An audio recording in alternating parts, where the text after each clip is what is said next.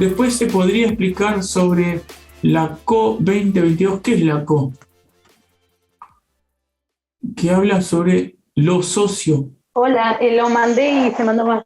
Quería ver después si se podría hablar sobre el plan de trabajo 2022-2023 que habla de las políticas educativas, que también enmarca lo que es la educación ambiental. Pueden salir problemáticas en ese sentido, ¿no? Escúchame, bien. Igual Genial no es para esto. hablar ahora, pero quería ponerlo para... Espera, calmate ahí.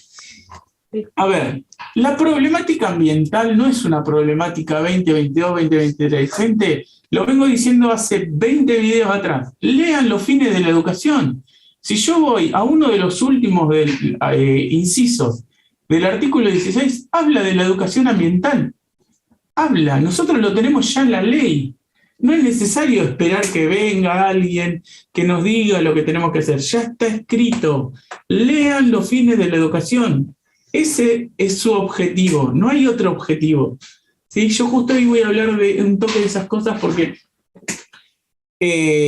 los ejes, las dimensiones de la gestión, en principio, si uno lee el primer inciso, que es el inciso A del artículo 16, habla de casi en ese pequeño inciso, que es un parrafito, engloba toda la educación de la provincia de Buenos Aires y dice, más o menos, me lo voy a tratar de acordar. Educación de calidad. ¿Qué es la educación de calidad? Una educación de calidad implica pensar en la persona de manera integral. Eso lo va desarrollando en los demás incisos. Educación física, educación artística, educación emocional, educación ambiental, pensamiento crítico. La persona no es solamente un cerebro. En la escuela tiene que ir más allá del cerebro y lo plantea el artículo 16. Después dice que esa educación de calidad, que tiene que ver con la enseñanza de calidad y con aprendizaje de calidad, obviamente que si un chico está ausente o un chico repitió, no está aprendiendo con calidad. ¿Tá? Después ustedes analizarán las causas. Lo otro que también plantean a veces y me dicen que yo le tiro mucho a los directores. No, yo no estoy tirando a los directores. Ustedes están pidiéndole a su jefe, cuando uno se presenta a prueba de selección, le está pidiendo a su jefe, le dice, oh, Juana, quiere un ascenso. Entonces, no le pueden ir a decir a Juana, che, yo voy a hacer lo que quiero, yo pienso distinto. Piensen distinto, pero no se presenten a un cargo jerárquico, porque no se lo van a dar. Es ilógico ser críticos, yo soy un revolucionario, esto no me gusta, no. Tenemos que decir lo que se pide en la ley. Esto es así, no es que yo lo inventé y a mí me guste. Yo, si quieren hacer una charla sobre crítica y reflexión sobre la educación, la hacemos. ¿Sí? Yo eso lo puedo hacer y sé pararme de ese lugar porque yo soy muy crítico de la educación. Por eso estoy haciendo esto, estoy tratando de que pensemos juntos una educación distinta y que la miremos desde otro lugar. Yo no miro el cargo desde el lugar de solo cumplir la norma. Hay más que cumplir la norma, hay mucho más, pero la norma es un marco interesante, por lo menos para tener en cuenta. Hay muchas cosas. Yo digo, esta educación no piensa en el conocimiento, para nada. No estoy hablando del conocimiento de la cabeza. Hay muchos conocimientos que no se tienen en cuenta. Bueno, si no ayudamos a construir conocimiento, es muy complejo. Pero volviendo al inciso A. Lo segundo importante que dice el inciso A, primero la calidad educativa, después dice justicia social, que puede entenderse como justicia pedagógica, justicia educativa, como ustedes quieran, pero entiendan qué es la justicia. ¿Sí? La justicia tiene algo muy claro en el rol del docente. La justicia tiene que ver no con lo partidario, tiene que ver con saber repartir un bien de manera equitativa. Un bien, lo dice Aristóteles, no lo digo yo, o ya no lo dice más porque se murió. ¿Qué bien repartimos? Están en los diseños. Algunos me dicen, vamos a planificar contenidos. No, los docentes no planificamos contenidos porque es un bien. Ese bien está determinado por la provincia de Buenos Aires. Nosotros no podemos pretender repartir un bien que se nos ocurra a nosotros. No podemos hacerlo porque somos empleados. Tenemos que entender que somos empleados. Y desde ese lugar nos dice cómo tenemos que repartirlo de una manera muy básica, porque eso es lo que tenemos que planificar nosotros.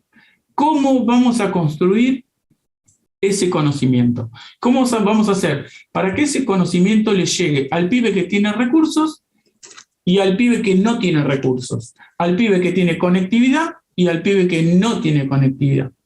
Ahí está nuestra planificación. Lo que tenemos que repartir ya está clarísimo. Esta gata no me deja tomar mate ni siquiera. Bueno, entonces, el otro punto que aparece en ese inciso es las políticas universales. ¿Qué son las políticas universales? Son las políticas que intentan que los derechos lleguen a todos. Nosotros en la Constitución Nacional, esas políticas las adherimos desde principios que son internacionales. Una de esas leyes es la Ley de Promoción de los Derechos del Niño, Niña, Adolescente. Pero además acompañan a esas políticas universales lo que se llaman políticas de cuidado. ¿Dónde se mencionan las políticas de cuidado? En el decreto 2299. Cuando habla de cuidado en el plan de prevención del riesgo, no habla de cuidado físico solamente, habla de cuidado emocional, porque las políticas que son de cuidado habla que en todo lugar público se debe cuidar a las personas en cuestiones físicas y emocionales. Yo lo que les recomiendo de esto es googlearlo porque puede tener cambios, ¿sí? Esta cuestión. Porque no es una norma, es un principio internacional para con las personas. Esto puede cambiar, se intenta de que sean públicas. ¿Qué quiere decir públicos? Que estén en las mesas políticas de discusión, que se lleven adelante, que se respeten. Argentina adhiere a esos principios por la Constitución del 94, así que es bueno tenerlo en cuenta. Cuando yo vaya a resolver una problemática, tengo que tener en cuenta estas políticas de cuidado que están mencionadas en el primer inciso del artículo 16. No se las nombra de forma directa, dice políticas universales. Con ello ya es suficiente, ya está hablando de eso. Lo otro que dice ese inciso, y sigo con el inciso A del artículo 16, es estrategias pedagógicas. ¿A qué apunta cuando hablamos de estrategias pedagógicas? A un solo concepto, que muy pocos lo han visto en el profesorado. Es el concepto de educabilidad, ¿sí? Que también hay gente que critica que yo diga esto. Bueno, es un principio que se sostiene, o que sostienen todos los pedagogos, todos los que creemos que las personas pueden aprender, nos basamos en ese principio. ¿Qué dice ese principio? Que todos pueden aprender, pero va a depender del método. ¿Quién lo dijo? Comenio, en el 1500, por ahí. Al tipo se le ocurrió esto, se lo considera el primer pedagogo, pero más adelante, otro pedagogo, que es Vaquero, que es un contemporáneo nuestro, dice, no solo hay que tener en cuenta el método, sino el contexto. Así que cuando yo hablo de estrategias pedagógicas, tengo que entender que hay un método para cada uno de nosotros para poder aprender y un contexto donde yo puedo aplicar eso. Así que educabilidad es algo a tener en cuenta, a pensarlo, a desarrollarlo, a trabajar. Pero hay otras cosas más que ahora voy a plantear de esto. A medida que fue diciendo este artículo, este inciso, también fui mencionando sin querer las dimensiones. Una es la política. ¿Cuál es la política de todo esto? Garantizar derechos. Esa es la política fundamental.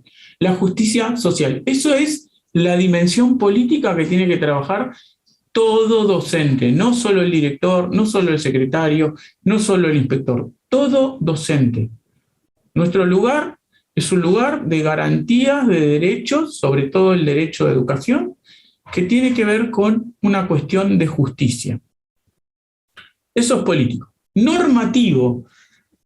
Si yo leo ese inciso, va a decir algo así como respetando los principios de esta ley y una cosa así. Así que ya tenemos la norma. ¿Cuáles son las normas que yo debiera seguir, pero como base de toda un trabajo pedagógico? La ley de educación. Si soy de técnica, ley técnico profesional, que es nacional. Ley de higiene y seguridad, yo le agregaría, aunque no está en los libros, es una ley muy importante para los técnicos y que tiene que ver con las políticas de cuidado, higiene y seguridad. ¿Por qué? Porque un técnico se certifica y tiene que garantizar eso mismo a otras personas. Por ejemplo, si ustedes llaman a un electricista, el electricista es responsable de sus bienes, su casa, su instalación eléctrica, de sus vidas. Esas responsabilidades tiene, por eso tiene una matrícula. Bien, entonces decía, ley de educación, ley técnico profesional, ley de higiene y seguridad. Si cualquier director de escuela común, primaria, secundaria, jardincito, lo que quiera, quiere leer la ley de higiene y seguridad, yo lo felicito, es importante tener esto en cuenta, porque muy pocas veces certifican las instalaciones. Nadie les va a ir a certificar una instalación, no sería tan loco de hacerlo porque sabemos que una escuela pública está detonada.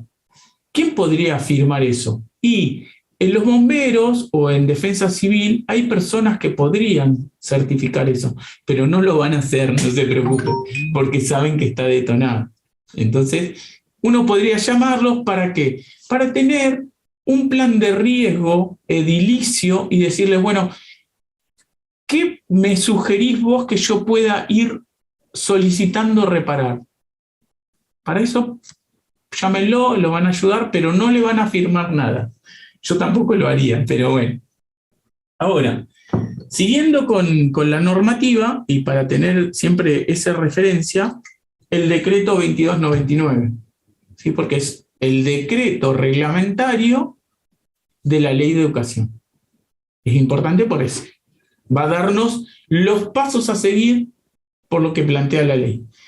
¿Qué otra cosa nosotros deberíamos seguir respetando en ese sentido? El régimen académico de cada nivel. O algunos me van a decir, inicial no tiene régimen académico, obvio, porque no le puedo poner una responsabilidad a un nene de jardín de asistencia, inasistencia, evaluación, calificación, todo eso. Pero hay circulares de inicial que nos dicen cómo llevar adelante estas cuestiones. Así que en reemplazo, no total ni para ir en contra de la resolución de régimen académico, yo puedo usar las circulares que me va marcando mi nivel o mi modalidad. Pero sepan que sigo así. Ley de educación, decreto 2299, régimen académico. Eso es lo básico normativo. Ahora, si yo quiero mirar al docente, porque acá estoy mirando el alumno, la escuela en general, su familia, etc. Pero si quiero mirar en particular al docente, el docente es un empleado público, así que le cabe las de la ley 10430, ley de empleado público. También, como tiene un trabajo específico, que es el pedagógico, le cabe el estatuto del docente, ley 10.579. Pero además, como nosotros nos manejamos o deberíamos manejarnos a través de procedimientos, cosa que muy pocas veces se respetan y deberíamos respetarlos, está la ley de procedimientos administrativos, ¿sí? 7647, si no me equivoco, del año 70. ¿Qué otras leyes podemos...? Bueno, la ley de promoción de promoción de derechos del niño va como piña, ¿sí? La tengo que tener. Y después, bueno, hay algunas otras comunicaciones, como la conjunta 1, todo eso. Pero, normativamente yo me tengo que regir con eso. Si uno quiere ir a un marco normativo más nacional y más, digamos, internacional también, la Constitución. La Constitución es base de todo. Yo les voy a preguntar una cosa, y si ustedes quieren, abran la ley de educación y pongan en el buscador aprender, y después ponga en el buscador de la misma ley enseñar. Van a ver que aprender aparece, no sé, para decir un número 5 veces, pero enseñar aparece 10 veces, 20 veces, no sé. ¿Por qué creen que pasa eso? Porque en la ley de educación aprender me aparece muy poco y enseñar me aparece muy mucho. ¿Por qué? Porque me puedo decir, Sí, dale, dale. y pues, según voy a responder en base a todo lo que te escuché decir en tu video. La razón principal de los docentes y del equipo de conducción y de toda gente de la educación es enseñar. Calculo que será por eso. Sí, algo así. Vamos ahí. ¿Alguien otro que tire y pegue? Vamos. Esto está bueno. Porque es nuestra tarea. Nosotros enseñamos.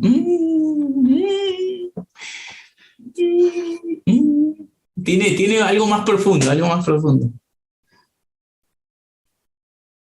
Bueno, primero voy a decirles que como a ustedes les pagan, y les paga el Estado de la provincia de Buenos Aires, son el Estado en territorio. O sea, ¿vieron cuando algunos docentes, y lo dicen en prueba de selección, en coloquios, dicen, el Estado está ausente? Y esa persona desaprobó, pero de acá a la China. Nosotros somos el Estado. ¿Cómo nos ven los papás? ¿Cómo nos ven los chicos? ¿A quién le van a pedir cuando hay una situación extrema? Y van a la escuela, porque saben que la escuela es el Estado. Ellos lo tienen más claro que nosotros. Nosotros decimos, no, el Estado está ausente. Somos garantes del Estado. Nosotros somos garantes, sí, del Estado. Somos el Estado en territorio. Esto es muy complejo de entenderlo, porque nosotros creemos que somos cualquier tipo de empleado, y no somos cualquier tipo de empleado. Somos empleados públicos. Es como un policía, como un médico. Tenemos una responsabilidad cívica el doble más importante que otros. No porque seamos mejores que otros, sino porque nosotros elegimos ser parte del Estado. ¿Bien? Ahora, aprender y enseñar son dos derechos constitucionales. Es un principio constitucional. El derecho de enseñar y de aprender, dice la Constitución. Bien. Pero el Estado elige pararse en uno de los dos derechos.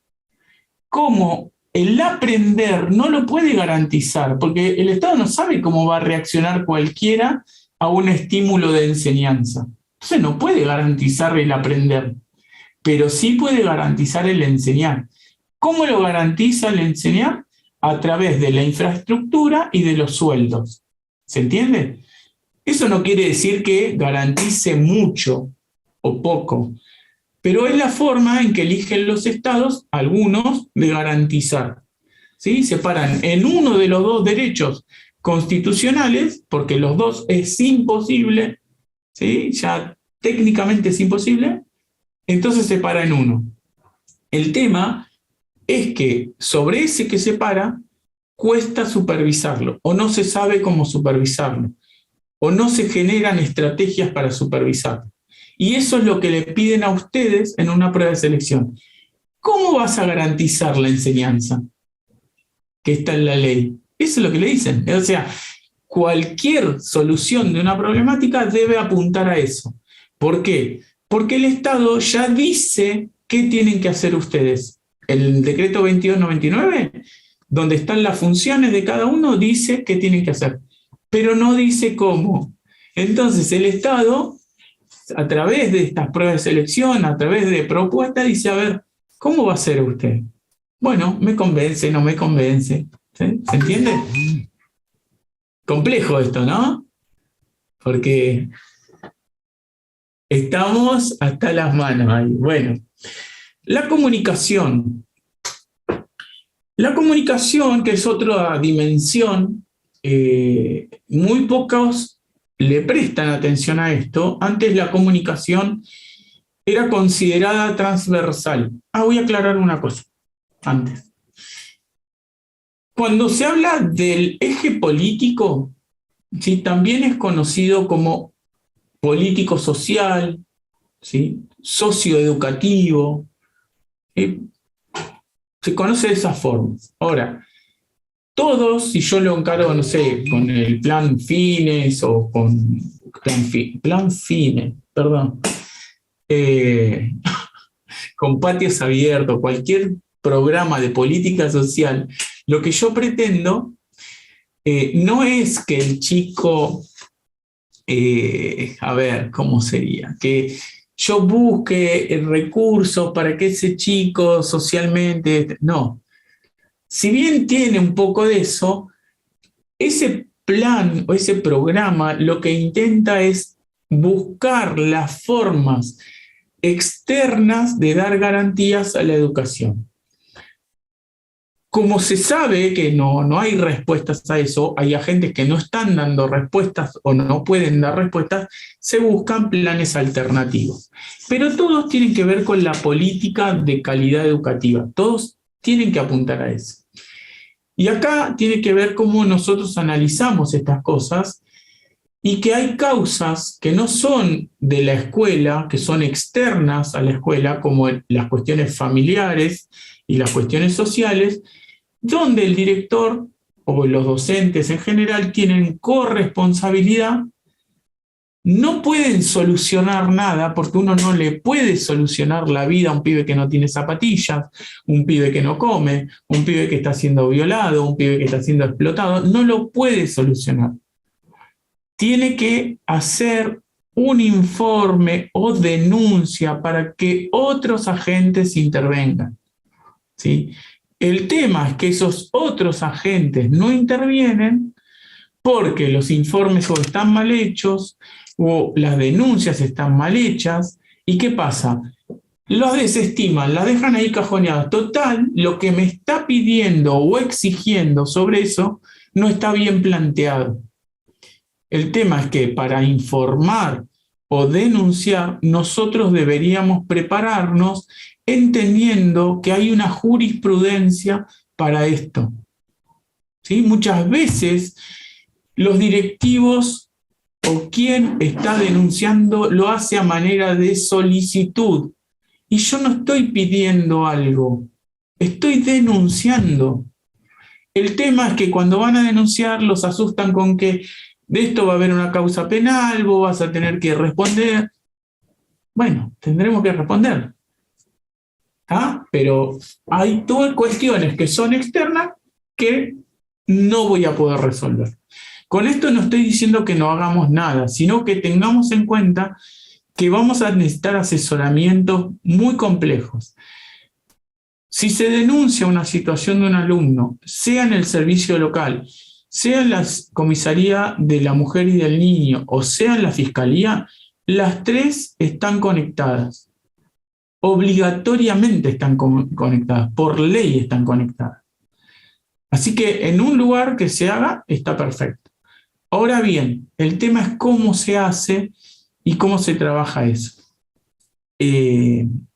Pedirle a un servicio local, a una fiscalía o una comisaría que intervenga por el ausentismo de un chico, y me parece una locura.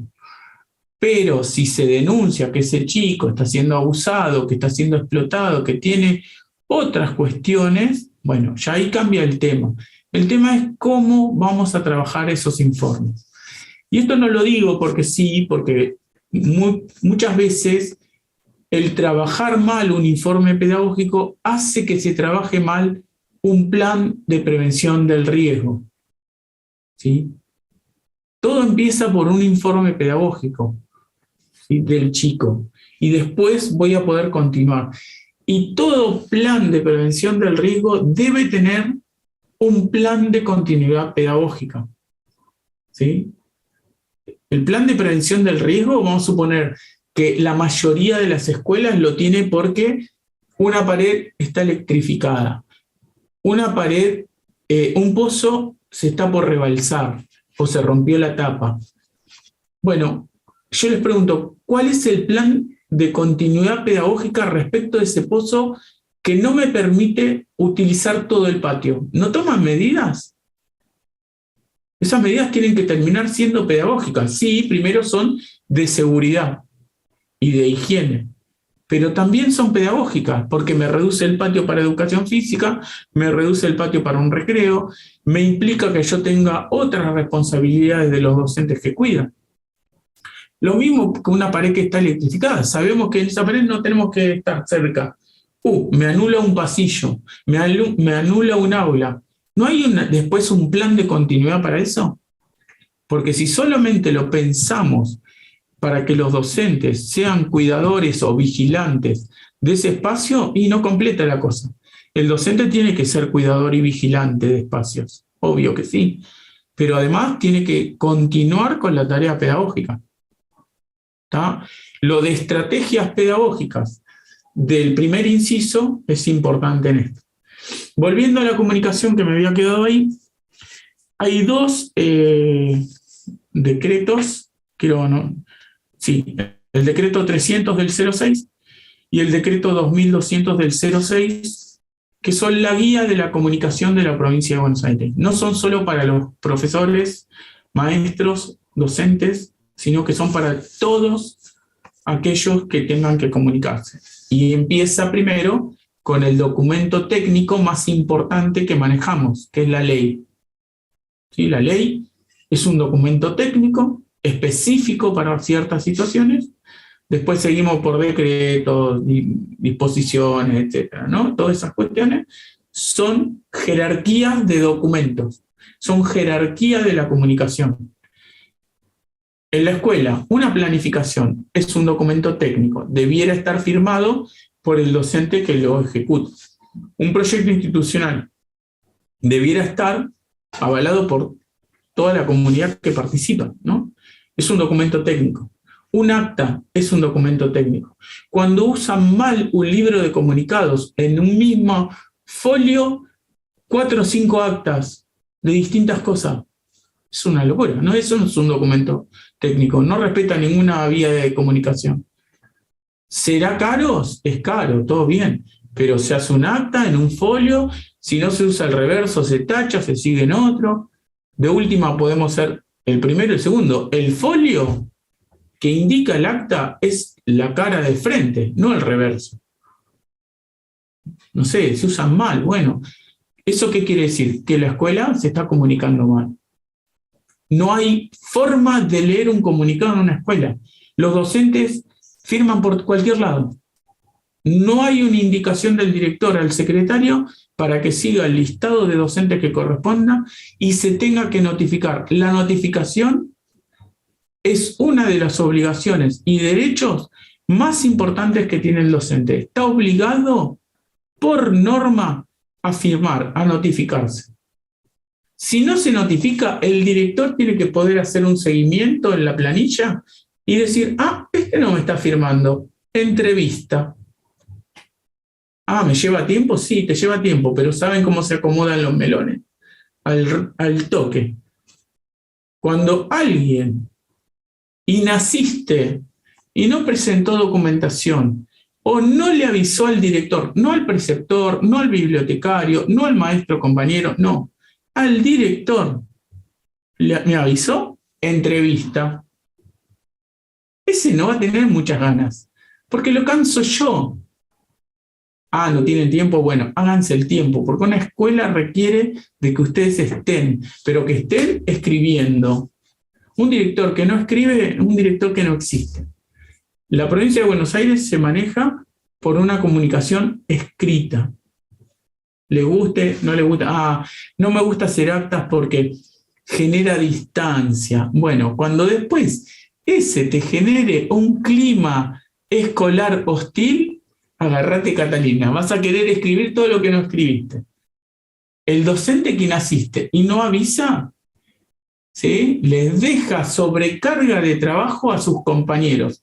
En primer lugar, ¿qué dice la bibliotecaria? ¿Qué dice el ayudante de laboratorio? ¿Qué dice la OEL? No, no queremos entenderlo más. No, ni siquiera deja una planificación. Ah, bueno, entrevístala a esa compañera a la cual vos como director estás perjudicando porque lo avalás al que falta, sin intervenir. Escribí un acta de lo que dice, guárdala, tenela. Cuando vengas se la mostrás al otro. Mirá lo que dicen tus compañeros. Mirá cómo dejas a todos los demás. Intenten cubrir un cargo con ese que no pasa la licencia. No lo van a poder hacer. El clima escolar con uno así está arruinado, pero ustedes son complacientes y buenos y no van a hacer el acta. Buenísimo. No lo hagan, la escuela va a andar como el traste, ¿no? Los padres que se vienen a quejar porque este que falta y no avisa, otra vez va a volver y les toma prueba sorpresa a los pibes de algo que no enseñó. Un genio ese tipo. Bien, el clima escolar con la familia. Y no voy a decir con los alumnos porque ya está. Están vulneradas las trayectorias escolares. Así que la falta de comunicación del director es la que genera todo esto. Y me van a decir, yo le cargo todas las tintas al director. No, no le cargo todas las tintas. El tema es que si no lo hacen, se les va a complicar la vida. Ustedes tienen que tener un buen equipo con el secretario y que ambos dos jueguen como al policía malo, al policía bueno, y empezar a destruir ese tipo de actitudes, de hábitos, porque son los que destruyen la escuela.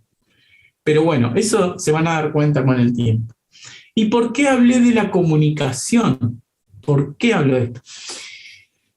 Porque más allá de ser una de las dimensiones, siempre fue como importante, pero siempre estaba transversal a la política, transversal a la administrativa, normativa, burocrática, transversal a la pedagógica. La comunicación siempre es lo primero.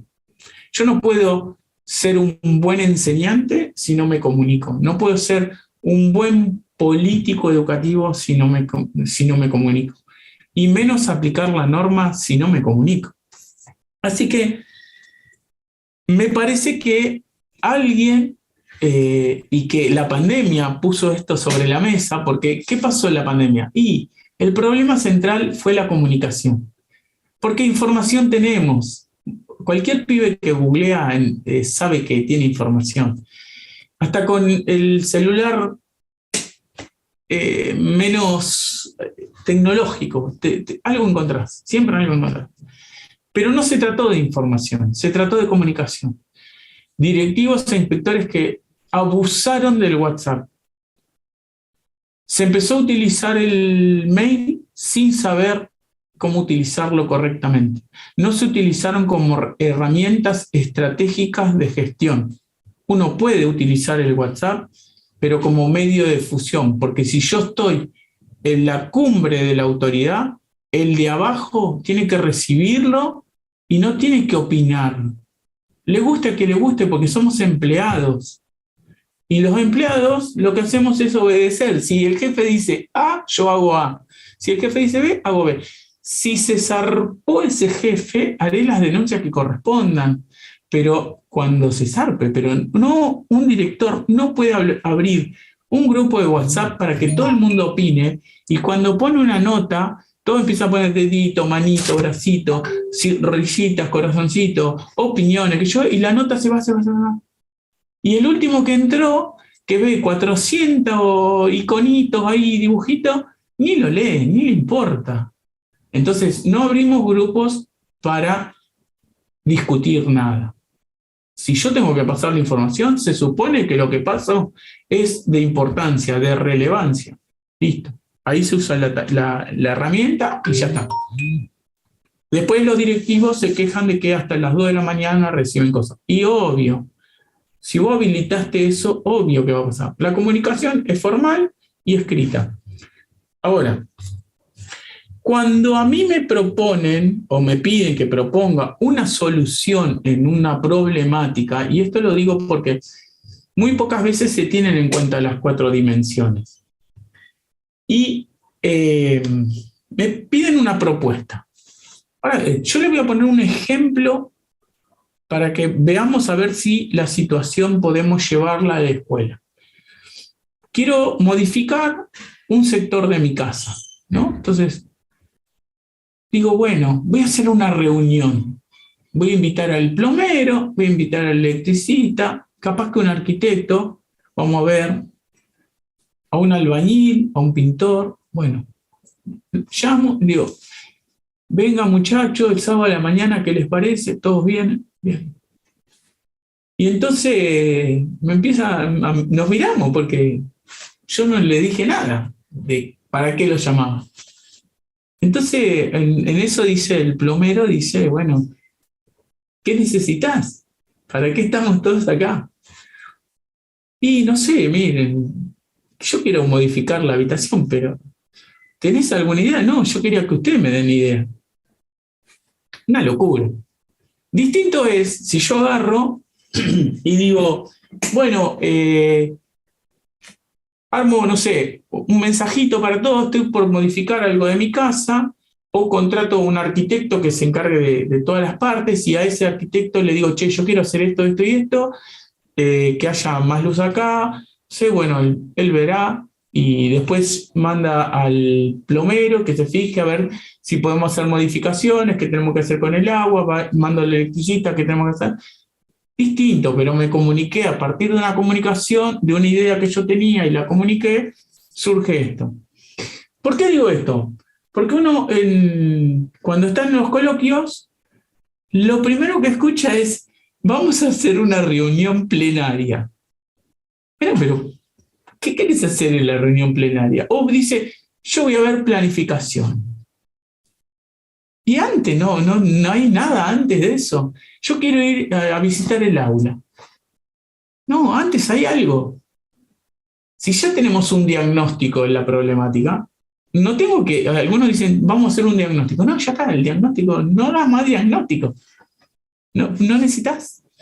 Si vos ya tenés, y vos sabés que el porcentaje de ausentismo de tu escuela es alto, y que se refleja un pico muy alto en tercer grado del turno mañana, lo bueno, lo interesante de esto es que vos puedas comunicarlo al personal. Digan, profesores, maestros, estamos teniendo este problema, lo pongo en el libro de comunicado, se está viendo esto, siempre pasa con algunas familias en particular, etcétera, etcétera.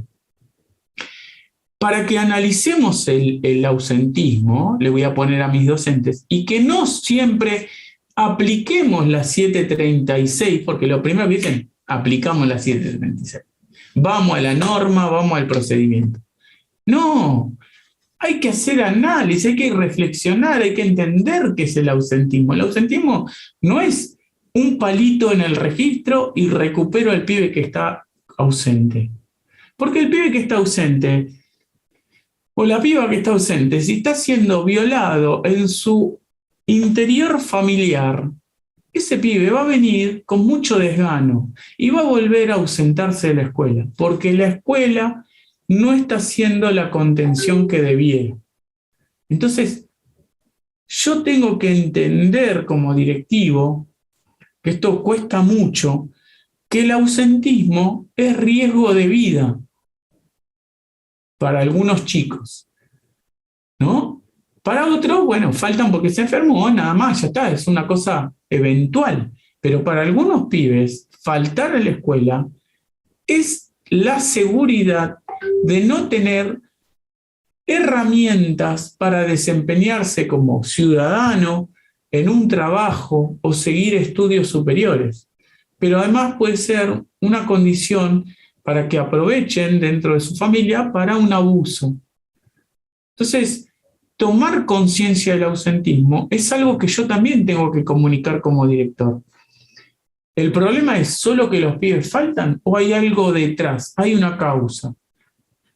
Bien, esto es importante que si yo quiero empezar a resolver un problema, ya sea en la escuela, en su familia, donde sea, lo comunique. Porque si no, no hay nada para resolver. Y además de comunicarlo, y esto le pongo un ejemplo que estoy usando últimamente, que es genial. Mentira, no es genial. Pero si yo aprendí con Narda Lépez, porque la sigo en Instagram, le escuché a Narda Lépez cómo hacía y miraba un budín de bananas, y le digo, re entusiasmado a Tomás, che, quiero hacer un budín de bananas que los vi con Narda Lépez, les estoy comunicando a ellos.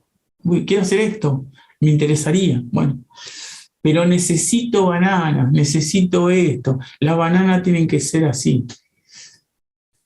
Más allá de comunicar, también tengo que enseñar. Y enseñar es algo importante porque es la forma en que yo voy a poder evaluar a mis docentes. Si yo enseño y luego planteo una reunión de personal, esta gente ya tiene información, documentación para llevar a esa reunión. Pero además, también me puedo sacar ciertos temas de encima. Digo, si yo ya les enseñé, ¿por qué a la reunión no voy directamente a trabajar? Y les digo, bueno, cuando vayamos a la reunión, tráiganse el material leído, que yo lo voy a armar por grupito, no sé, el profesor de tal curso con el de tal otro, de tal materia, con esta materia, y van a trabajar el ausentismo como un proyecto, para que sea un proyecto institucional. Entonces yo no doy la reunión, me paro al frente y la doy como estamos acostumbrados. No, soy un orientador, soy un guía. Trabajo en mesas de trabajo o en un aula taller con mis docentes. Entonces yo puedo evaluar si estos personajes me escucharon, atendieron a mi comunicación, si estos personajes estudiaron lo que yo di para estudiar, que tienen que saberlo porque son normas, son documentos técnicos, es bibliografía, y además voy a ver si lo ponen en práctica en un proyecto. Fíjense todo lo que tengo para evaluar como director. ¿Vieron el famoso seguimiento que dicen? Tengo que hacer un seguimiento al docente. ¿Seguimiento de qué si no comunicaste nada? ¿Seguimiento de qué si no enseñaste nada? Un seguimiento se hace si yo comunico y si yo enseño. ¿Se entiende? Por eso esos directores que ponen 10 a todo el mundo lo hacen porque no han comunicado ni enseñado nada. Por lo tanto, no pueden hacer un seguimiento. En sus problemáticas, yo les recomiendo que empiecen comunicando, ¿sí? Con un libro de comunicados, como corresponde, con un libro de instructivo enseñan como corresponde, ¿sí? Y después podrán seguir en una reunión, ver planificaciones, lo que quieran. Pero si ustedes no siguen un procedimiento de comunicación, es muy difícil. Por eso yo les mencioné la ley de procedimientos administrativos. Comunicar y enseñar para el director son procedimientos administrativos básicos. Cuando yo voy a enseñar, voy a asesorar. Se dice asesorar. Lo que se asesora es indiscutible porque yo voy a asesorar normas, voy a asesorar documentos técnicos que pueden tener que ver con pedagogía, con la normativa, con el cuidado de los chicos, con la ESI, con el género, no sé, puede tener que ver con miles de cosas. Documentos técnicos, que son generalmente del propio nivel o de la propia modalidad. Pero también voy a asesorar sobre bibliografía, sobre autores, ¿sí? Que se enfocan en distintos temas. Así que eso, el asesoramiento, es enseñanza pura, de la mejor. Puede haber en eso una sugerencia, pero la sugerencia no siempre es válida. ¿Por qué no es válida? Porque la sugerencia depende de la autoridad que yo tengo. Si mis docentes no me quieren, así como dicen mis docentes no me quieren, es muy raro que acepten una sugerencia, porque una sugerencia es un consejo. ¿Cuándo alguien recibe una sugerencia? cuando respeta al otro, cuando tiene admiración por lo que sabe el otro. Entonces ahí toma la sugerencia, dice, me lo dijo tal, hacelo porque te va a ir bien. ¿Qué se pueden sugerir? Experiencias personales en la práctica. ¿Cómo qué? Como un video, como un libro, como una actividad que se llevó a cabo. Bueno, esas son sugerencias. Bien, tienen un valor relativo y que va a ser relativo a la autoridad que han construido. Lo tercero que tiene que haber en esto es la indicación. La indicación es de cumplimiento efectivo. Si yo le digo a mis docentes, tienen que hacer un proyecto en base a lo que se enseñó en el libro de instructivos y se trató en la reunión de personal, en 48 horas, eso es de cumplimiento efectivo, es una indicación.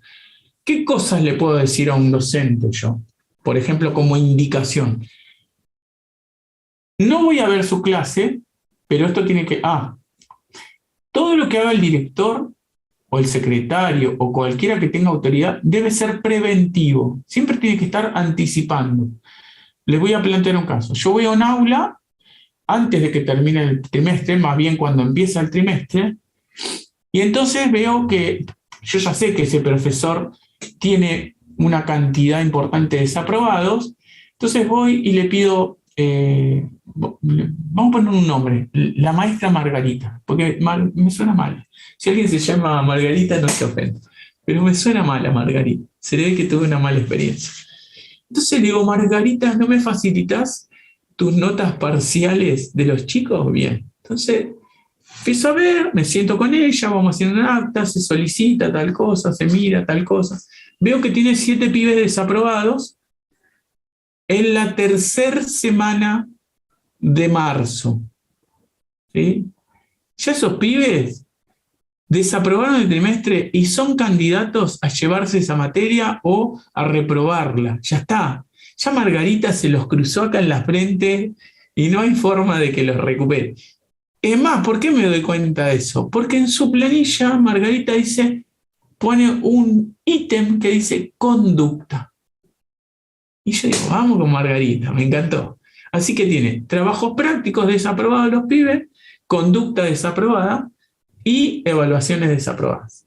Ya en la tercera semana del inicio de las clases. Entonces, ¿qué le voy a decir a Margarita? Margarita, esto es anticipatorio. ¿Por qué anticipatorio? Porque no quiero que esos pibes, no quiero que el tema de que se aprueben porque sí, quiero que Margarita les enseñe, que no lleguemos al trimestre con 7 pibes que ya no van a tener ninguna posibilidad.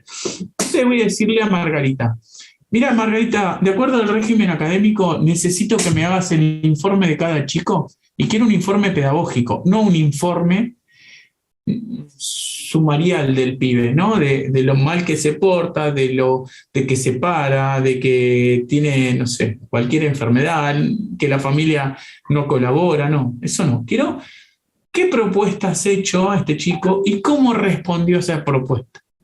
Y si no respondió a esa propuesta, ¿cómo fuiste secuenciando, bajando el nivel para que ese chico aprenda, llegue a su base y después ir aumentando, ¿no? Como corresponde, uno secuencia para eso. Secuencia didáctica, ténganlo en cuenta. ¿Qué complejidad tenían esos conocimientos? Si hiciste las transposiciones didácticas correspondientes para ese chico, y si ese chico respondió a esa transposición didáctica, y si generaste los conflictos cognitivos adecuados. A estas 3 cositas, hay algunas más, ¿no? Pero estas 3 cositas, Ausubel le dice aprendizaje significativo. Ausubel. No sé si lo recuerdan, pero traten de recordarlo en algún momento. Entonces, cuando Margarita ya me pone cara rara por lo del informe, pero yo le tiré que era del régimen académico, del régimen académico, ahí aflojó. Dijo, bueno, no me está pidiendo cualquier cosa. Eso es una indicación, porque está dentro del marco normativo y de lo que debe cumplir un docente, porque eso está en un anexo de ese régimen. Ahora bien, digo, mira Margarita, estos chicos están en riesgo pedagógico, por lo cual quiero que presentes un plan de prevención del riesgo, que lo enmarca el decreto 2299. Pero además quiero un plan de continuidad pedagógica, porque estos chicos hay cosas que ya están perdiendo. Así que también enmarcado dentro del decreto 2299, bien, Margarita va a tener que hacer eso. ¿Puede Margarita negarse? No, es una indicación. ¿Cuánto tiempo le voy a dar a Margarita? 48 horas. ¿Por qué 48 horas? ¿Porque se me ocurrió? No, porque eso está dentro de los procedimientos legales. Porque como se le está vulnerando un derecho a un chico y ese chico tiene que recuperar ese derecho que se está vulnerando, debe ser de manera inmediata. Yo podría decirle, inmediatamente genera todo esto. Pero, como no somos salvajes, le vamos a dar 48 horas. Margarita no puede ni siquiera presentar un recurso. Y si lo hace, mucho mejor. Porque cuando Margarita me presenta un recurso sobre la vulneración de un derecho que está ejerciendo, yo tengo que ejercer lo que se llama potestad disciplinaria y sancionar a Margarita, como corresponde. Pero bueno, eso es otro tema. Pero volvamos al tema de las dimensiones. El ausentismo debe cruzarse con todas las dimensiones. El clima escolar debe cruzarse con todas las dimensiones. El ausentismo de un docente que es reiterado debe cruzarse con todas las dimensiones.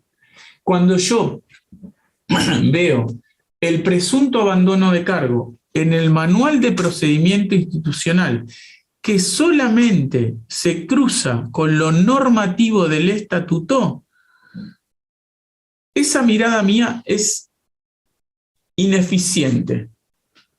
Porque vamos a ver, se le dice, ahí, mírenlo después del manual de procedimiento, ¿no? Se le dice al docente, íntimo por cédula de notificación, íntimo presentarse dentro de las 48 horas por vulneración del artículo 125.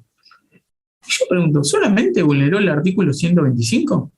¿El 117 y el 119 no los vulneró cuando no me avisó y cuando no presentó la documentación? Yo ya debía haber sancionado ahí, pero no lo hice. Bueno, entonces no solamente vulnera el artículo 125, vulnera el 119 y el 117. ¿Cuáles artículos vulnera de la ley 10.430? ¿Los tengo claros? Bueno, si no, fíjense. Del procedimiento administrativo, ¿qué vulneró? Ahora, vamos más profundo en su tarea. Ley de educación, ¿qué vulneró? Inciso A, seguro. Porque no hay educación de calidad, no hay justicia social, no hay inclusión por parte de ese docente. Así que ya tengo un artículo y un inciso de la ley de educación. Si quiero puedo buscar más. Del decreto 2299. El artículo de sus funciones, ¿no lo vulnera todo? Bien. Del proyecto institucional que está en el decreto 2299. ¿No vulnera el proyecto institucional, el plan de continuidad de riesgo, el plan de continuidad pedagógica, el plan de prevención de riesgo? Sí, lo vulnera. O sea que tengo como 10 artículos del decreto 2299 que vulneró. El artículo 6º del estatuto, que me lo olvidé y ahora me acordé, también lo vulneró, así que me vulnera 4 del estatuto. Voy al régimen académico. No vulnera todo el régimen académico. No planifica, no evalúa, no sé, todo lo que quieran está ahí. Pum, me lo vulnera todo. Ahora me voy a las resoluciones que tienen que ver con su diseño curricular. ¿No la vulnera esa resolución? Entonces, cuando uno solamente ataca, y digo ataca porque uno debe ser un estratega en esto, como director, solamente ataca desde lo burocrático normativo, se queda, no digo por la mitad, se queda con nada. Porque yo no puedo ver un solo artículo. No solo para sancionar a ese docente, sino también para implementar políticas de cuidado que sean justos. Porque cuando yo empiezo a ver todas las normas, estoy atendiendo a los alumnos, estoy hablando del docente quien asiste, ¿no? Estoy cuidando a los alumnos, estoy cuidando a las familias, estoy cuidando a los compañeros y me estoy cuidando a mí, que es fundamental. Porque esa gente, ¿sí?, nos vive arruinando la vida.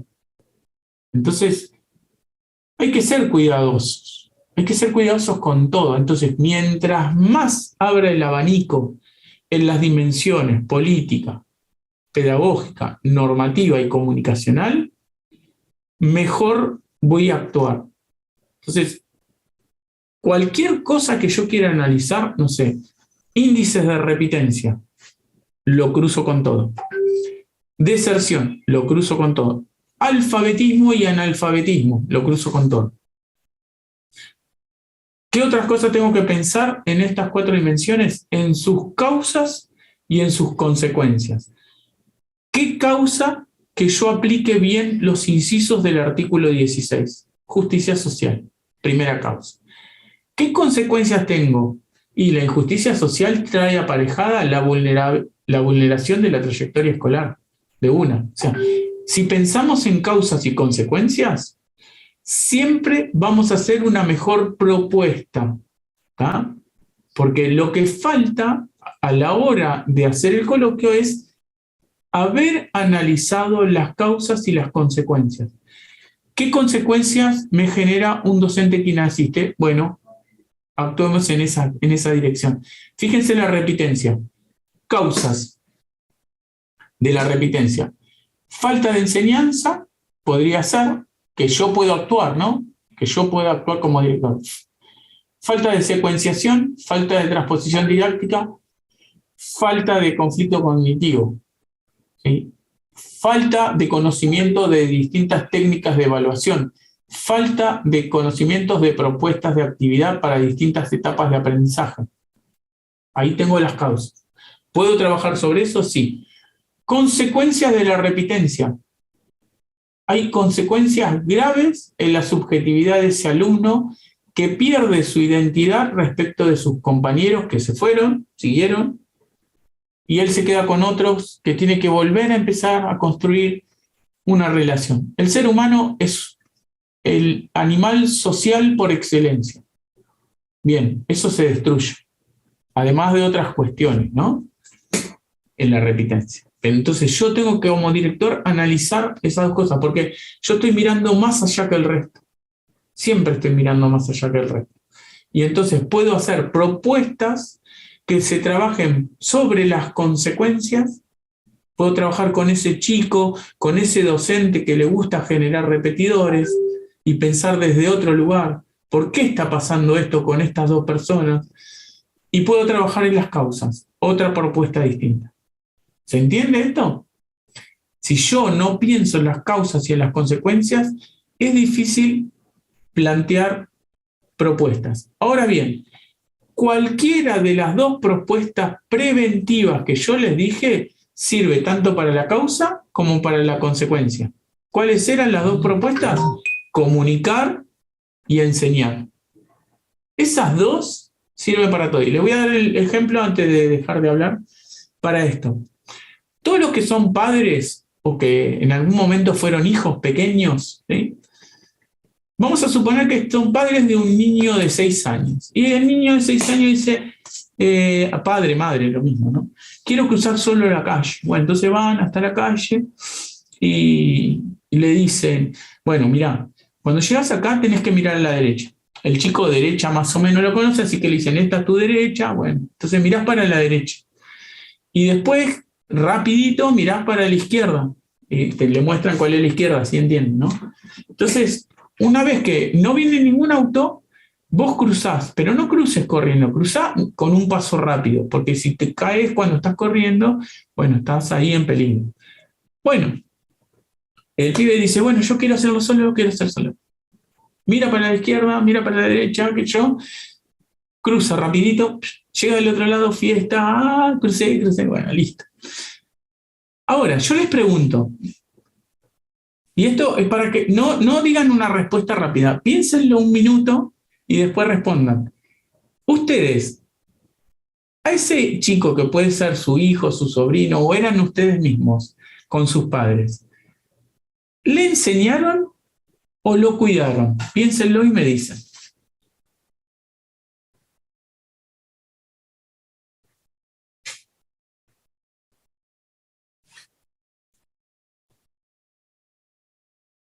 Si quieren, digan, ya está.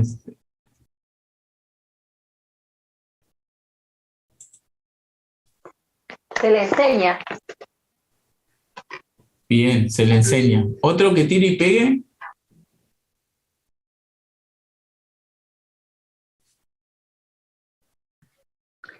Sí, creo que lo cuidamos porque no le enseñamos las causas y las consecuencias.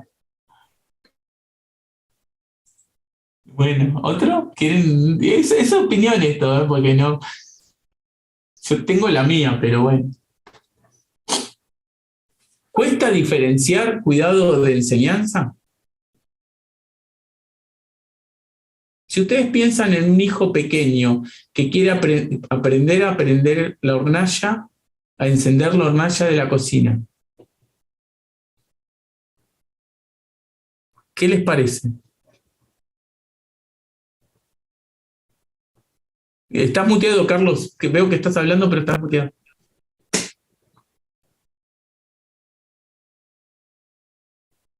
Ah, es nuevito. Las dos. Marina acá dijo las dos. Difícil esto, ¿no? Andrés. Para mí, primero vamos a cuidar y después enseñar.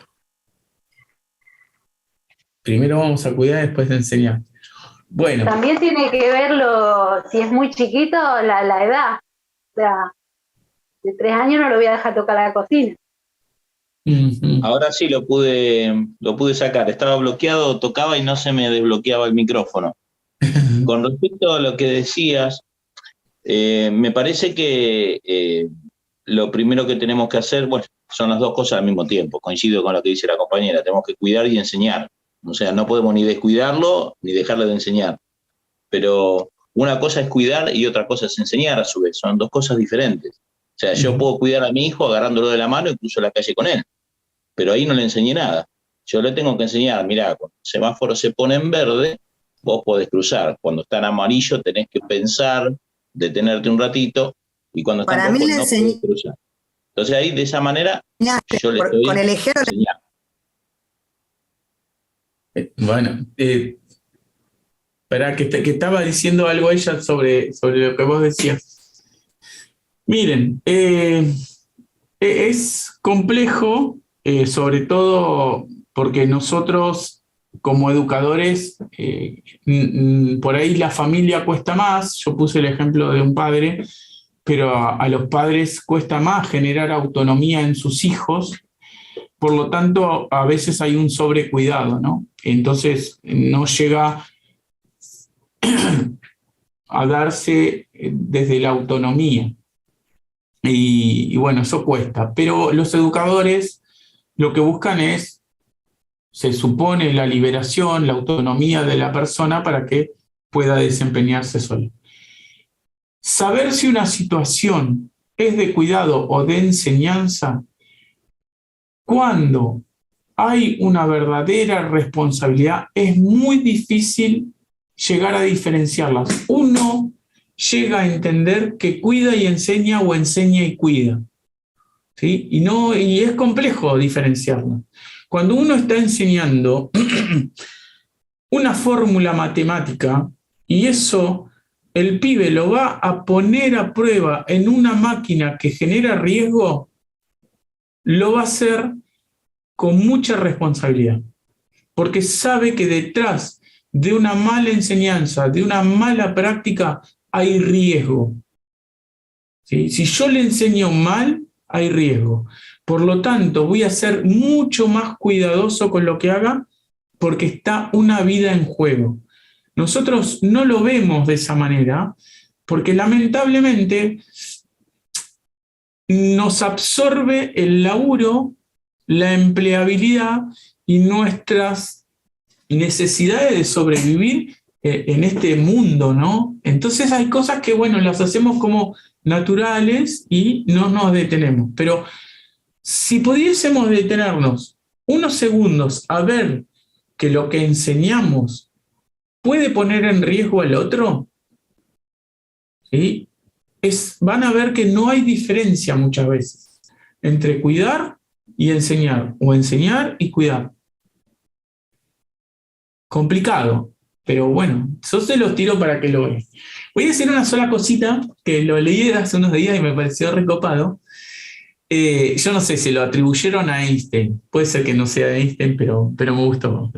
Pues dice, le dicen, Einstein dice, si tengo que resolver un problema en un minuto, no, en una hora, en un minuto, dame 55 segundos para analizarlo. Y me pareció genial porque ustedes a la problemática, esos 10 minutos que le dan para laburar, y tómenselo para analizarlo. 9 minutos, analícenla. Y 10 minutos, preparen todo lo que quieran. Pero si uno no analiza en profundidad cómo o qué es lo que se les está presentando, y va a costar resolver. ¿Sí? ¿Qué pasa en la mayoría de las capillas de un coloquio? Van todos, miran el primer párrafo, el problema es este, y ya está, aquí empiezan. Y resulta que no era ese el problema. Porque no hicieron análisis, porque le dieron así a lo primero que se les cruzó. Bueno, no hagan eso como recomendación. Bueno, preguntas, dudas, emociones. Sí, yo te quería hacer una pregunta que la tenía anotada con respecto al régimen académico en el apartado de las sanciones. Porque yo leí el 587 y la pregunta es la siguiente. Dice que las sanciones, con respecto a las conductas de los alumnos, me refiero, ¿no?, a esa parte, pueden ser orales o escritas. Y me sorprendió leer, porque realmente lo desconocía y no sé si esto sigue siendo así, sigue en vigencia, por eso te lo quería consultar, que en las notificaciones escritas, en las sanciones a los alumnos, hay amonestaciones, entre otras cosas. Sí. ¿Esto es así? Las amonestaciones, a pesar de que alguna gente dice se sacaron las amonestaciones como un gran logro, eso depende del acuerdo de convivencia. O sea, yo puedo seguir manteniendo amonestaciones o señalamientos que ejerzan una forma de marcar un límite. El tema es que toda sanción, nosotros para los propios docentes, las sanciones son reparadoras y son, se me fue la palabra, pero son graduales, ¿sí? ¿Por qué llegamos a ciertos límites? Y porque no se sancionó de manera gradual. Por ejemplo, al docente, en el artículo 132 o 133, tenés el inciso A que dice llamado de atención, el inciso B que dice bajada de nota, el inciso C que dice suspensión hasta creo que 5 días, no me acuerdo bien. Después vienen las faltas graves, que las toma el superior, ¿no? También tiene 3, es gradual. Y se supone que en esas instancias de gradualidad, ese docente, obviamente una falta va a ser mayor o menor, graduada de mayor o menor severidad en cuanto a si tuvo antecedentes, tuvo consecuentes, bueno, hay toda una cuestión. Pero con el alumno no se tenía eso en cuenta. Directamente decía, ¿qué hiciste? Tantas amonestaciones. Y el docente no pone amonestaciones, las pone el director, no el docente. Ahora bien, vos tenés ahora un acuerdo de convivencia que podés seguir sosteniendo amonestaciones si querés, pero tenés que buscarle el lado reparador de esas amonestaciones. ¿Para qué le ponen las amonestaciones?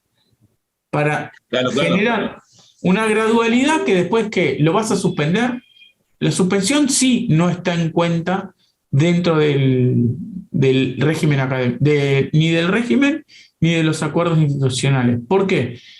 Porque si yo lo suspendo estoy vulnerando el derecho del chico a educarse. Hay otras cuestiones que uno tiene que trabajar como conciencia de eso. Y de última, seguí la lógica que seguís con el docente, porque los dos son personas. ¿Por qué tenés una doble moral o una doble vara o una doble ética? ¿Cómo quieras ponerlo? No sé. Para el docente sí, ¿por qué? Sí para él y no para el alumno. Yo he visto llegar a muchos docentes con gorrita, porque hace frío, pero si vos ves a un alumno con gorrita, decís, no, con gorrita no. Vi a muchos docentes llegar tarde al aula o llegar tarde a sus clases, y bueno, pero es el docente, tuvo problemas con el tránsito. ¿Y el pibe? No, ahí estoy totalmente de acuerdo con vos, en absoluto, en todo lo que dijiste, ¿eh? Por eso a mí Bueno, me llamaba la atención lo de las amonestaciones, porque claro, si no se hace un seguimiento pormenorizado de lo que vino haciendo el alumno, lo que fue incumpliendo en todo caso, ¿no? mira, Este, por yo eso me aprendí, sorprendió, porque digo, y esto que decís de lo que se les permite a los docentes y a los alumnos, me parece una falta de equidad absoluta. O sea, no lo comparto para nada cuando suceden esas cosas y me molestan. Y las digo, mira, las manifiesto. yo lo que, no sé, fui profesor de laboratorio, de informática, así que me pasaba muchas horas en el laboratorio. En varias escuelas armamos los laboratorios con los pibes porque no teníamos nada, no sé, yo les enseñé a soldar, soldamos portones, pintamos, qué sé yo. Un baño lo convertimos en sala de computación. Bueno, entonces, cuando se mandaban alguna, encima nosotros estábamos contraturno de la escuela. Y si bien estábamos en la misma escuela, no era la misma gente que conocíamos del turno mañana. Bueno, ponele. Entonces, cuando alguno de mis alumnos se mandaba alguna cosa, yo decía, bueno, vení. Año 90 y pico. Entonces yo decía, bueno, vení. Creo que yo tenía la tablita de amonestaciones que usa el director y le decía, bueno, mirá, no sé, insultaste a un compañero, listo. Son 3 amonestaciones. Entonces el formulario de las amonestaciones tenía una parte de observación. Entonces yo decía, te propongo cambiar las amonestaciones por venir tal día a sacarme todas las telarañas del taller. Bueno, entonces firma acá, listo. Iba al director, le decía, ¿podés asentar esto? Pero el tema acá, hay un tema con la sanción, que también es un tema con los padres. Cuando uno sanciona a alguien, tiene que tomarse el tiempo que corresponde para que sea un proceso correctivo. Estar con esa persona. Yo tenía que estar con el pibe que sacaba las telarañas ahí, viendo que lo cumplieran. Poner amonestaciones. Nadie te ve. ¿Qué cumplís? ¿Qué haces? ¿Qué cambiaste? ¿Qué reflexionaste? Nada. Cambio, está sacando ahí y venían los otros vagos y le decían, mulo del profesor. Sí, pero después ya le iba a tocar, ¿no? Entonces estaban ahí y había como una condena social implícita, pero bueno, todos, después, ¿qué aprendí ese pibe? A cuidar el lugar, a que insultar nos insulta, charlábamos de esas cosas, ¿no? Pero hacíamos un cambio. Creo que a todos nos sirvió. O sea, a todos los pibes que a veces me mandan mensajes de, ya están viejos, ¿no? Yo también, y te dicen, me acuerdo cuando me hiciste tal cosa. Yo no te hice nada, fue un cambio, fue un arreglo, ¿entendés? Fue una decisión entre 2 personas, decir, me chocaste el auto, pásame el seguro, no te agarrás a las piñas. Y después el seguro reparará. Y después ese tipo verá qué cosa le pasa con su seguro, no sé, pero todo en la vida es un dar y recibir. Y hasta cuando uno se equivoca, lo mismo. Totalmente de acuerdo, me encantó el ejemplo que diste y te quiero hacer una pregunta que tiene que ver con la vulneración de los alumnos, ¿no? Por supuesto, y cuando ellos reclaman, porque en esta escuela donde yo estoy trabajando, me llamó la atención lo que leí de lo que piden los chicos en los papeles afiches, en los carteles, y vos fijate, analizá, lo que te voy a decir ahora te va a sorprender. Los mismos chicos en todos los afiches pedían más límites del equipo de conducción y de todos los docentes. Espera, ¿Por qué? espera ahí. Yo te voy a poner a ver, cuando vos vas a firmar en noviembre tu calificación y te ponen 10 y al tipo que fue un sátrapa todo el año le pone un 10, vos también estás pidiendo lo mismo que piden los pibes. Totalmente. ¿Viste? Los pibes no piden cosas distintas a las que nosotros pedimos. ¿Por qué? Porque nosotros, como seres humanos, todos nosotros queremos comodidad, queremos calidad de vida, ¿sí? Queremos esas cosas, esos detalles, que nos reconozcan. ¿Vos te crees que los pibes no quieren lo mismo? Los pibes quieren comodidad, calidad de vida, y eso van a buscar a la escuela. Porque no lo Claro, ahí tienen. va mi pregunta, que tiene que ver con lo de las sanciones. Cuando toda la comunidad de los chicos piden que se sancionen a los compañeros que los destratan, que les hacen bullying, que los golpean, que los esperan a la salida de la escuela para pegarles, que los amenazan con cuchillos y demás. Entonces, mi pregunta final era, en ese caso, en los casos extremos, leí también acá en las sanciones que se los puede cambiar de turno o hasta se los puede cambiar de escuela siempre y cuando le garantices a ese alumno que lo estás echando de la escuela el ingreso inmediato en otro establecimiento. ¿Esto es así o cambió la reglamentación? Porque yo lo leí en la 587. El alumno es alumno tuyo siempre. Mira, yo te voy a plantear el ejemplo al revés y después te digo cómo se... Las escuelas que se creen o que se piensan en el imaginario docente y en el imaginario social como las mejores escuelas, se construyen a partir de sacarse de encima los repetidores. ¿Sí? O sea, hay un pibe que repite, no lo inscribo, ya está, andate a otra escuela. Entonces, le incrementa el índice de repetidores a otra escuela, no a la mía. La mía está pura, es perfecta.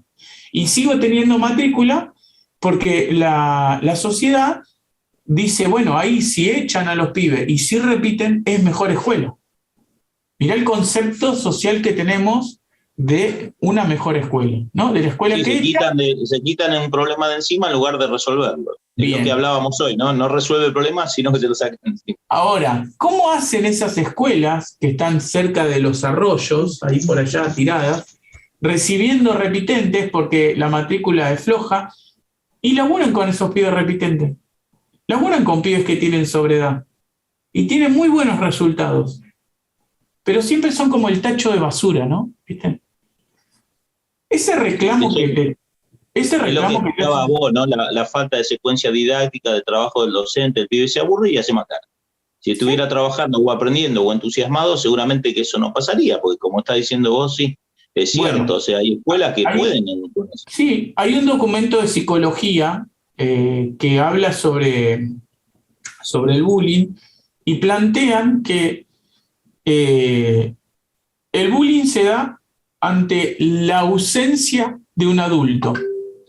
Mirá qué complejo, qué interesante, porque quiere decir que hay un adulto que no está donde debiera estar, entonces los pibes se maltratan. Bien, eso está clarísimo. Pero lo que vos planteás de la escuela es algo complejo en la sociedad, porque nosotros, si nos pusiésemos de acuerdo, a mucha gente sacaríamos de los lugares que están porque nos maltratan, nos ningunean, no sé, ponerle lo que quieran, nos hostigan. ¿Y qué hacemos? No hacemos nada. Los pibes solamente tienen el reflejo de una sociedad que está corrompida. Sería buenísimo poder ponerse a charlar y ver de armar una red local, con el servicio local, con la fiscalía, con la comisaría, con todas las escuelas, decir, bueno, a ver, ¿qué hacemos con estos casos? ¿Hacemos una rotación de pibe y no que cuando yo lo quiera rotar me cierre las puertas a otra escuela? Y cuando vos tengas el problema yo me banque lo que vos me pasás, porque a lo mejor pasándolo del lugar las cosas funcionan, bueno, pero no es solo la escuela, es una red de contención a este pibe, porque el pibe que victimiza a otro también es víctima en otra situación. No lo hace porque sí. ¿Sí? Por ejemplo, alguna vez nosotros como adolescentes queríamos figurar en algún lado, queríamos estar ahí, no sé, que nos miren en algún momento y hacíamos cosas para figurar, para pertenecer. ¿Ustedes no creen que cuando un repetidor repite varias veces, no es lo mejor que hace? ¿Y eso le da identidad? Eso hay que deconstruirlo. Porque si lo mejor que hago, si yo lo mejor que hago, y esto no lo digo yo, lo dijo un preso una vez, yo quiero seguir estando preso y volver a la cárcel porque es lo mejor que hago. Cuando una persona piensa que lo malo es lo mejor que hace, hay que empezar a remover todo y empezar a ubicarlo en otro lado. Cuando un profesor cree que ser un déspota, un autoritario, es lo mejor que puede hacer, hay que cambiarlo. Hay que empezar a laburar ahí, porque no puede ser que eso sea lo mejor que pueda hacer una persona. ¿Qué dice la familia del repetidor? Ah, repetiste otra vez, bueno, es lo mejor que hace. Y todos lo felicitan. Vos decís, es una locura. Antes para nosotros repetir era una desgracia. Hay valores en algunas comunidades que se han tergiversado, y no quiero decir que en la nuestra, por el cumpleaños de una primera dama, también se tergiversaron cosas, ¿no? Porque si no sería muy político esto. Pero bueno, pasa. Tenemos unos buenos ejemplos. ¿Entendés? Es difícil, pero se puede, ¿eh? Yo veo que hay comunidades que esto lo plantean. Por ejemplo, yo hoy estaba contando, o ayer, no me acuerdo, una escuela que con los repetidores los hace venir a contraturno solamente a las materias que se llevaron. Las otras que aprobaron no, siguen. O sea que continúan en un turno como si hubiesen pasado, pero tienen que venir al otro. Es un contrato que firman la familia y ese pibe no puede faltar, porque si no, se tiene que ir a otra escuela. Se aprobó en el distrito todo y es un piloto interesante, pero el pibe hace como casi una doble jornada, algunos, ¿no? Pero está bueno, muy bien pensado. El tema hay que elaborar todos los acuerdos, el proyecto institucional por el cuidado de ese pibe en un contraturno. Pero después, yo creo que hay soluciones, que la educación se puede plantear desde otro lugar. Pero ahora están las aulas de fortalecimiento también para los chicos que tienen sobriedad. Sí, pero viste cuando algo se hace muy político. Por ejemplo, a ver, yo hubiese planteado lo de los ATR, pero me parece que le faltó forma, ¿entendés? Le faltó alguna otra cuestión. Porque yo te digo, a ver, y si voy a una cuestión presupuestaria, yo te digo, a ver, tengo tantos profesores en una escuela, 20 profesores, ponele. Y le digo, bueno, profesores, van a tener 4 horas más en las escuelas, pero tienen que hacer un laburo contraturno de ir a la casa de los pibes en principio y luego que recuperen trabajar acá en el contraturno. Pero se los ofrezco a los mismos de la escuela, generando una identidad mayor, porque hay profesores que van 2 horas a una escuela. Entonces, ya conocemos, no tenemos que empezar a diagnosticar y a conocer, ya sabemos, ¿sí? Un trabajo institucional bien hecho. Hay escuelas que tiene jornada no completa, jornada, se me fue, bueno, que tienen media jornada, no, jornada y media, ¿cómo es que se llama? Bueno, que tienen horas... Jornada extendida. Extendida. Sí, extendida. Que tenés horas institucionales. Años que esa gente se viene rascando las orejas en horas institucionales, pero años, ¿eh? Y vos decís, vamos a gastar plata en ATR. Bueno, gastala bien, invertila bien, con un sentido de pertenencia, con identificar al docente con esa escuela. Para hacer las cosas mal, parece que estamos al día. Pero bueno, ustedes fíjense, ¿cuánto tardó el sistema en responder a la pandemia? Los docentes reaccionaron al toque. Pum. No sabían, se metieron a aprender. Pero el sistema y quienes son responsables del sistema tardaron hasta después de las vacaciones para darse cuenta que había pibes que no se conectaban. Ah, bueno. Entonces sacamos un cuadernillo y le damos con el cuadernillo. Bueno, dejémonos de jorobar. Si todos sabemos, uno va a una escuela y sabemos quién es quién. Sabemos. Entonces, usemos esa fuerza que ya tenemos un conocimiento importante. Bueno, no se hizo. Tengo que dejarlos porque tengo un hijo también que buscar. Nos vemos el miércoles que viene. Esperen que hay algo en el chat, no sé qué dijo. Que se tenía que... Bueno, nos vemos el miércoles que viene. No me acuerdo quién había dicho de la propuesta de aula, no me acuerdo cuánto. Por favor, manda el WhatsApp. Si estás todavía, manda el WhatsApp, así ya te lo registro y me avisan.